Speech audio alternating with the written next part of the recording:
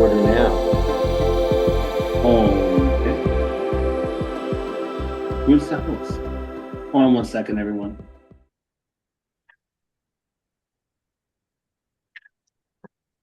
Oh, we're recording now. Okay. Never mind. I don't know what I'm doing here. You're good. Make it continue. Okay. The meeting is now called to order. First on the next item on the agenda is to just summarize where this progress process has ended or brought us to today. We originally had been looking at the town of Hadley developing and owning a solar PV system on the landfill. Several months ago, the big beautiful bill passed and phased out the solar tax credits, which would have subsidized between 30 and 40% of the project on our behalf. Those tax credits are still available in the very short term by organizations other than the town of Hadley that are much more fleet on their feet and can raise capital quickly and demonstrate initiation of their projects at a soon enough date to qualify for the safe harbor protection status and to secure those valuable tax incentives. So we went ahead and entertained some asset holders, some private entities that would be willing to develop the solar, own the solar, and remunerate the town for a combination of a lease fee and subsidized energy. There are a couple different ways of subsidizing the energy. I believe the two proposals we have do it slightly differently. The first one is from Kearsarge, and it shows a lease rate of $50,000 and an energy discount of 15%, and assumes a certain size system of 1.5, which is what has been currently been discussed and proposed to Eversource. And over 20 years, the Kearsarge proposal would net the town $980,000, presumably, if in the best case scenario. All of these proposals are the best case scenario. And a lease value of about $1.2 million, almost $1.214 billion.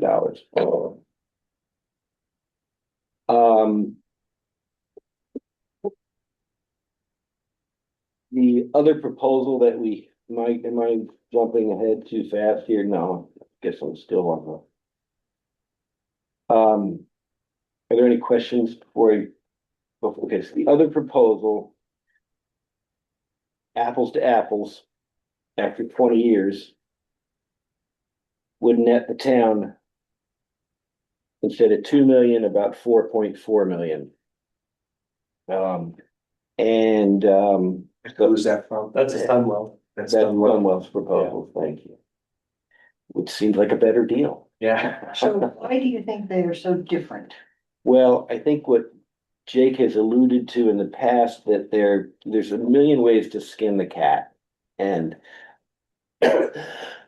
I think part of it is the fact that the second proposal from Sunwell is taking advantage of the fact that the town has all of these energy needs, and it's going to send the dollar credits that it earns toward those accounts. And I think that the Kearsarge one has skinned the cat differently, and they're just going to pay us a flat rate per kilowatt. I'm not. Are you not? Does that make sense, Jake? The other thing is that I think that can you shed some light, Jake, on the ownership differences of the two entities and explain why that would shift some of their profitability needs as well? Sure. I'm Jake Marley with Hyperion Systems. I should introduce myself, a private developer, and I've worked in Hadley. I'm currently working in Hadley as well. And as Michael said, there's a lot of ways to finance these projects and to compensate for them. And it seems like one proposal had more of lease payments in addition to cost savings, and the Sunwealth maybe really prioritized the energy cost savings in addition to a payment in lieu of taxes, or the tax payment, which is, it looks like, the fifth or sixth column over the annual payment in lieu of taxes.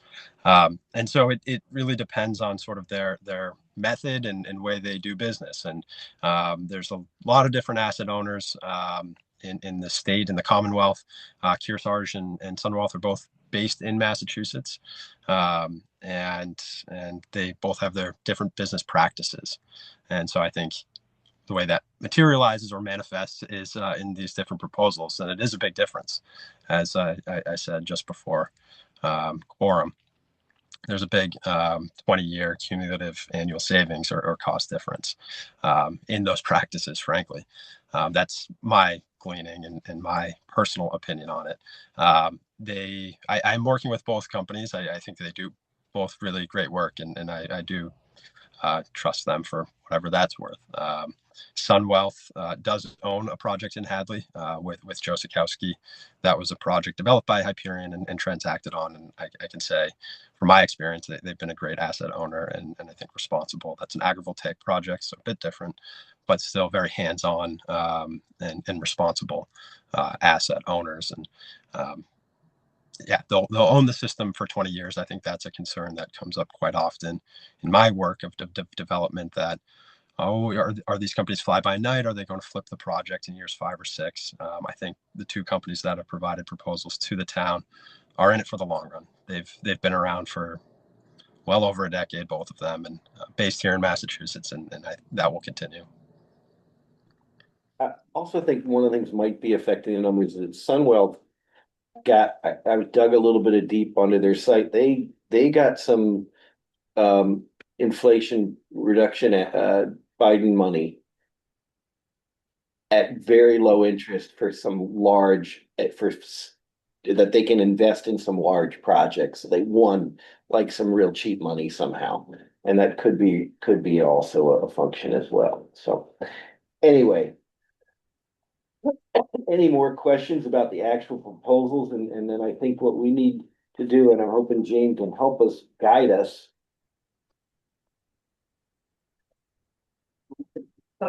Yes, I think the only thing that I saw with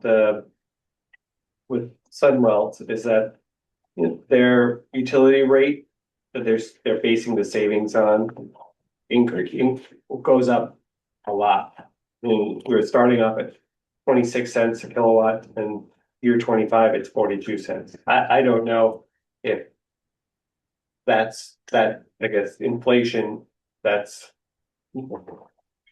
realistic. Yeah, realistic or not. I think all of these proposals are gonna have an inflation rate on their pro formas. We just don't happen to have an inflation rate on the Kearsarge, but we can ask them that. What they're anticipating. Well, their energy did that. Their lease rate escalates, not that, so. Yeah, because their energy discount is $981,000 over the 20 years. That seems a lot less than the 6 million and that Sunwealth has. That's why Well, their Sunwealth is, you're looking at 25 years there. 25 years, but Right. still 20 years. Still, Right. we're off a pretty big orders of magnitude between the two. So that's why I'm just curious to see how the savings are pretty aggressive, I guess, when you go and look at the solar savings between the two. Like one is less than $1 million, the other one is 6 million. I think that has to do with how they are structuring how the town gets paid out. But if it, Because Kearsarge would we still go and have a power purchasing agreement? I don't remember off the top of my head. Jake, can you answer that? I believe that's correct. I don't have the Kearsarge in front of me, proposal in front of me, but I think that's their intention, is to have a power purchase agreement with the town. That's my understanding, going to be the most beneficial for both parties, the town and the asset owner. Right. And do you agree with this, the utility rate escalation? Does that seem reasonable? It is industry standard to have at least a percent or two per year. I just tried to do the quick math for year 1 to 2 for 26.1 cents to 26.6 cents in year 2. I think that came out to about 2%, which is going to be what that's going to be typical for project modeling and forecasting, of about 2% increase per year. Okay. And is that historically true for the increase of the electric? That's a great question. Yes, that is historically, although the last couple of years, I think it's been quite a bit higher. And I guess the other thing is that there's the supply rate, and then there's a distribution rate. And that, I know the distribution part of that calculation has gone up significantly, which we would be saving significant, it's probably most of the savings are just on that.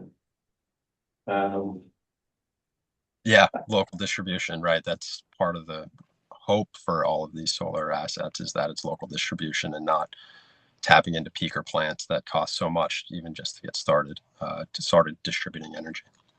Right. So Kearsarge says that they're not going to have any storage. Do we know that about well, I think they're assuming no storage as well, because they're under the megawatt size limit, so they're not required to. Is that correct? We're not required. Yeah, in my review, neither of them were considering battery energy storage. I think that could be added on if the town were interested in that, or the asset owner, and maybe a further dialogue. But I didn't see that being included in these initial proposals. I think that will make it much more saleable to the town. You do Yep. not have the battery issue 100%. involved. Yeah, let's, That's good. I don't, We all like that. yeah, I don't, and even if somebody proposed it, I would say, do it without at this point. Am I able to ask a question? I don't know what the rules are at this particular meeting. So Jake, I'm wondering, like for 3-phase wiring and some of the structure around these systems, who picks up that cost? Would it be That is on the solar developer and ultimately the asset owner. So I'm here representing a separate project that, and that's why I'm in on this meeting. We are assuming a very high interconnection cost because it's going to be a 3-phase upgrade. It's currently single phase. And I believe Sunwealth and Kearsarge in their modeling assumed a pretty aggressive interconnection cost. There's probably going to be some town involvement, I would assume. I think actually Eversource and Verizon ultimately do that. They go in front of the town, I believe. I don't know if that's select board or who votes on those upgrades from single phase to 3-phase.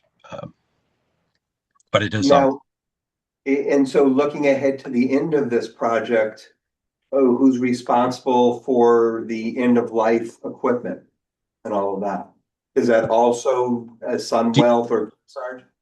Decommissioning project cleanup? Is that yes, that would definitely be on the asset owner, and the planning board has pretty robust standards in Hadley for what that decommissioning commitment is, both in terms of written and then real financial commitment in year 1 or really year 0 before the project breaks ground. And that there's, I don't want to say decommissioning bond, but some decommissioning financial agreement. So there's an account set up and that can accrue over time. But yes, there's formality to that and financial guarantees. I know Joe had actually mentioned that to me on the back end. He's my brother, so there. Yeah. Okay. Great. Yeah. For the first project, So Sunwealth owns that one that I worked with Joe on, and Sunwealth made a payment. I mean, it could have come from Hyperion or Sunwealth, but it's on the asset owner, and it should be. In my personal opinion, I think it provides surety that we're not fly by night, and that some of these nightmare scenarios don't happen here locally. And that's the Shattuck Road project? That's correct. And while we've got you on the spot, Jake, in terms of the Joe Sikowski proposal to follow up on the three-phase cost, the assumption is that that would be split and prorated between these two projects, since Joe needs the same three-phase access that the town would need. That's the assumption. The Eversource, it ultimately will be decided by Eversource, and it's really on the size of the project. And so Joe's is 999 kW AC. Eversource will look at the AC size, and I believe that's where the landfill falls now. It's sort of been, I think it started at 2 megawatts, but maybe it was decreased a bit. So yes, that cost should be the exact same because the project sizes are identical. Have you looked at both the proposals? Yes, I have. I apologize. I'm not in front of my desk right now, so I don't have. I have Sunwealth's up. I had it saved, but I don't have Kearsarge's up right now. So are these proposals, I guess, consistent with what you've seen in other areas? I haven't worked on many landfill projects, so big caveat there. I know it is a big difference between the two, big delta, as I keep saying. I'm not totally surprised, as Michael said, and it's public information, so it's worth reiterating, but Sunwealth has a very cheap cost of capital, which has a big impact for these projects on a 12-year, 24-month maybe project financing cycle. And so that will come through in the 20-year cash flows of the projects. I know it is pretty eye-opening, and it might be good to get a third. I'm not sure how quickly. The ITC window I know is time sensitive. Just a third proposal as a comparison, because they are quite far apart, but they are very reputable businesses, as I was saying earlier. And I think a third proposal maybe comes in between, but I think it's pretty clear one is the way to go. I don't. I'm struggling a little bit. I think you can tell. I don't fear anything. Sure. So we're looking for the one that's most beneficial to the town, and Sunray certainly looks like higher numbers. Yeah, I mean, I know people who we probably should have done an RFP from, but I didn't want to because I have a close relationship with my son with him. But he would be willing to look at these two proposals for us and understand your question and respond to it in a competent fashion. Yeah. And I'd be happy to do that. Yeah. And I'm gonna try to do that and just have him look at these two things and tell us, what makes the most sense. Yeah, I just want to make sure we're not missing anything, Yeah. and because the magnitude of two are so different, so Yeah. that's why I just want to make sure. Yep, We're you're, not- you're absolutely right, absolutely. But assuming we vet them and there's a clear winner. What's the next step with the select board? And I will just say that timing on this is absolutely critical. Okay, so you get on, you were supposed to be on last week and Right. they Right, just tabled it, so that means next week, okay. And if you're ready. what are we asking, specifically, what is our ask to the town at this point? So I think what we say to the town is, it's obvious the town has no money. So this committee has gone off and found companies who do this independently at no cost to the town. And they pay the town a rental fee and a financial rebate of electric costs, of the different ways that could happen. And we've had two options. And one of them is better than the other, and we recommend that the town now sign an agreement with this company and go forward ASAP. Okay, You had mentioned there was a company that or organization that, Yeah. that kind of does this as well. yes, it is called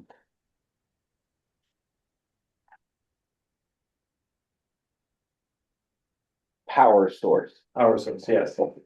And they were formerly a governmental entity. They've spun off as a nonprofit entity, and they have vetted and done the RFP process already. And they would be able to basically say, okay, Sunwealth has already been through our RFP process. Pre-approval. And we pre-approved them, and then they'd be able to go. In order for us to access that benefit as a town, we would need to join Power Source. And if the town's electric bill is if under 500,000 a year, it's $500, and if it's under $1 million a year, it's $900. And I think I'm pretty close on those numbers, give or take a little bit. And Annually or just one time? it's an annual fee. So if this drags on for more than a year, we'd have to pay it again, but presumably we would be one and done with them. So it's only during the process. Once it's implemented and operational, there's no financial obligation. That is my understanding. Yes, that is correct. All we're doing is helping us package this thing and get it out. And really, the only financial obligation the town would have, let's say with the Sunwealth proposal, is purchasing electricity. I'm sorry, I spaced out. So the only financial obligation that the town would have is just purchasing the electricity.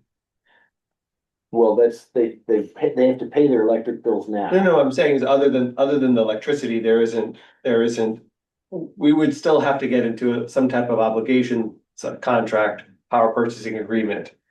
Meaning that's part of the entire Yeah. process. Not even, my understanding is that the town continues to buy its electricity. There's less of it because we're having this dumped into our meter. No, I think we have to, whatever this new, let's say Hadley landfill entity, solar entity, we're gonna be writing them checks. Is that right, Jake? That we're gonna be buying, or it's gonna be coming through the electric My electricity understanding, bill. Jake, tell me if I'm wrong, okay, is that we continue our relationship with Eversource. Of course, We continue our relationship with our aggregation, buying our electricity in there. Whoever develops the solar project has all of this electricity that they sell, and they give us a certain value, they keep 70% of that value to pay off their installation costs and their profit. And they send a net meter, through the Schedule Z, they send a 30% credit of what they earned toward each one of our electric bills for the town's sewage, for the town's school, whatever it is. They schedule that in, and that credit comes into our bills as a discount. That is my understanding of how that works for the second proposal, for the Sunwealth proposal. But Is there a way to get confirmation on all of that, just to know that that's really? because it looks like it says total solar PPA cost, and it looks like there's a number there that's 298,000. That it looks like to me, and it's just me, that we're writing a check roughly this amount, whatever the power, the production that's generated. We're buying that portion of our electricity from this entity. Well, I think that's the number they're taking 30% of and giving to us. Mm-hmm. Jake, What I chart? think- I'm reading slides 4 and 5 here, and my understanding is consistent with what Shardul is expressing, in that the solar payments. So your column 4 is the cost without, is the 426 in year 1, and column 6 is the 30% reduction. So um,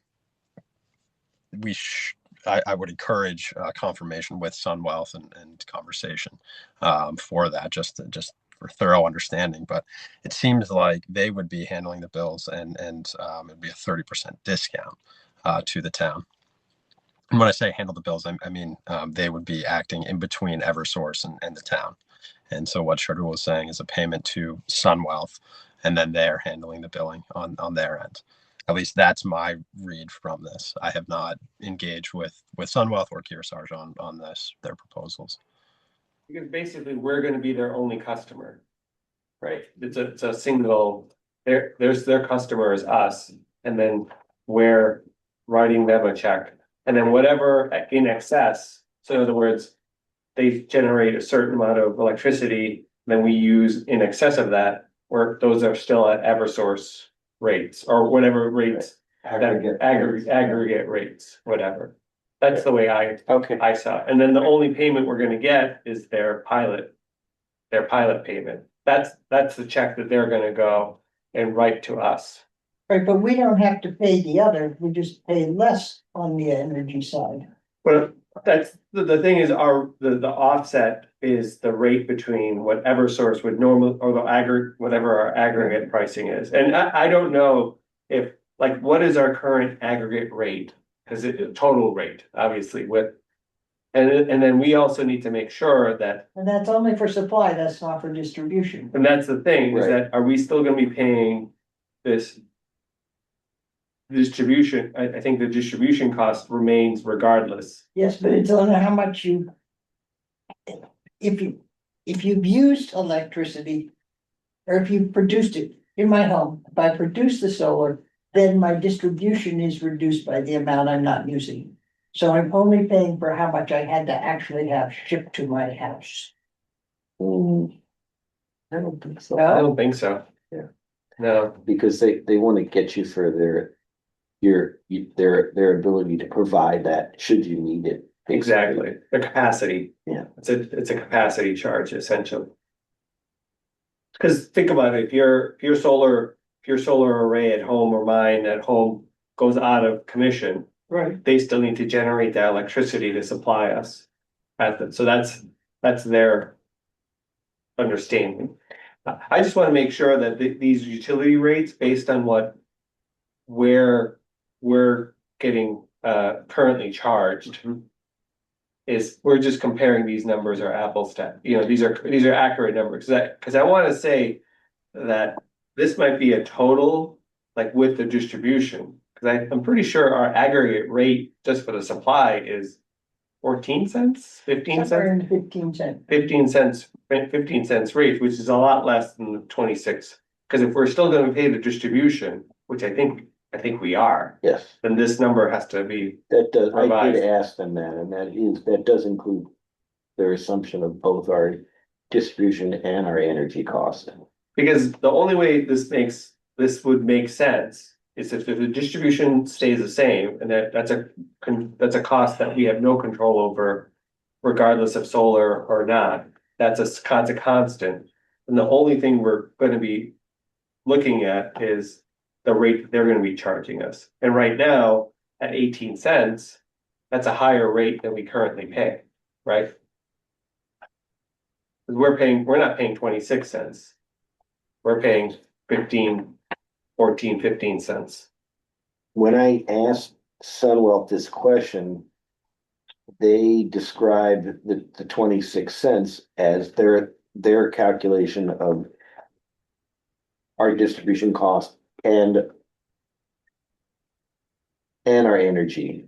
Jake, would you know the answer? Does solar production reduce your distribution charge? I don't believe it does. I think it's consistent. I think it depends on how much you're using, right? Isn't that Well, the and- demand for commercial is always there. right? Yeah, a lot of I'm not as familiar with these PPAs and net metering. Well, we should ask that I think we question. need to ask that question, but when I asked it, if I understood his response, is that through the Schedule Z, they're gonna create this value from their facility, and then the utility is gonna give them a dollar value for it. And then they're gonna dump that credit onto our bill, basically, or our bills. And so that's why it's gonna count against both our distribution and our But with, energy costs. but with my home solar, there are times when I have no bill. And if they were charging for distribution, that wouldn't be true, Good point. right? That's true. Because they are doing Right. credits, like a Right. credit debit. So if you're not using it, they're not charging Yeah, distribution. so then maybe this must be a total, whole, gross, charge thing. So is there a way to get that verified before next Yeah, week's meeting? absolutely. Okay. I would like you on the phone call with me. Yeah, Yeah, if you can sorry. put it together, I think that'd be. Yeah, quite useful. we should just talk to, well, probably Scott or whoever in DPW who handles all the electricity bills, That would be Jennifer. Jennifer. She gets shipped everything, yeah. So we probably wanna go and just take a look to see what the total cost is. And total usage, electricity usage is, so that we can figure out what this, if 26 cents or whatever is appropriate for, for our analysis in this case. Could be more, you know. Good. Okay, well. All right, so, when is the next select board meeting that Week from tomorrow. week from tomorrow? So we will have all these questions answered by then. We need to know by Friday if you need to be on the agenda. Okay, I did tell them when we canceled last time to put us on this. All right, well, I will Yeah, confirm that can you you're on. confirm that, please? All right, and do we want to schedule another task force meeting at this point, or should we just? Doesn't seem like there's a need for one if Yeah, we're gonna there's a need. hopefully hand this off. Yeah, I think we're in good shape. Right, sounds good. Should we adjourn the meeting? Motion to adjourn. Do you have a question, Tony? I'm not really prepared. I just got here some Oh. You missed all the good stuff. work home. Yeah, motion. If you have any questions that come up, we'd be happy to. Yeah, we'll be happy to talk. Anyway, I would move that the meeting adjourn. All right. Thank you.